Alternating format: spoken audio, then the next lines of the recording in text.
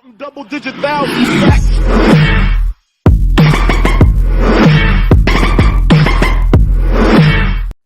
মাশরাফির এক সিদ্ধান্ত বদলে দিয়েছে ম্যাচের রং। লন্ডন, 10 জুন নিউজিল্যান্ড ইনিংসের 42তম ওভারে এসে হঠাৎ করে মোসাদ্দেক হোসেনের হাতে বল তুলে দিতেই তো থেমে গেল নিউজিল্যান্ডের রান ফোয়ারা।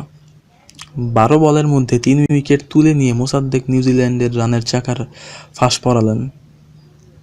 না হলে নিউজিল্যান্ডের স্কোর 300-র দিকে ভালোমতোই ছুটছিল। অধিনায়ক মাশরাফি এমন পাশার দান আরও অনেকবার লেগেছে, কিন্তু ম্যাচের ভাগ্য বদলে দেওয়া সেই সিদ্ধান্ত মাশরাফি হুট করে নেননি। অনেক ভেবেচিন্তে নিয়েছেন বলে জানালেন ম্যাচ শেষে।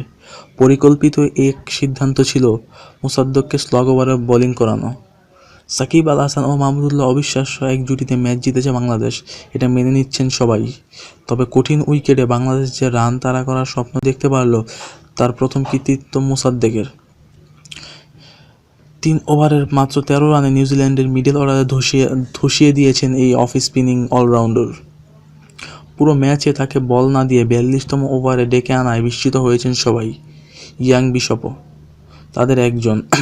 ম্যাচ পরবর্তী অনুষ্ঠানে তাই আলাদা করেই প্রশ্ন রেখেছেন মাশরাফির কাছে। তখনই জানা গেছে মাশরাফির সেই পরিকল্পনার কথা।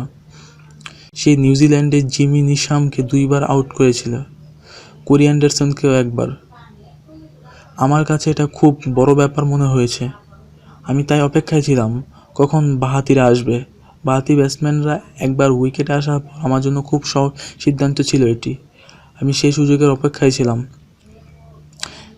এখানেই নিজেকে আলাদা করে চেনালেন মাশরাফি। অধিনায়কত্ব মানে যে অন্ধকারে ঢিল ছোড়া নয়, কিংবা বাজি ধরে ভাগ্যের সহায়তা আশা করা নয়, সেটাই আরেকবার জানিয়ে দিলেন ক্যাপ্টেন ফ্যান্টাস্টিক।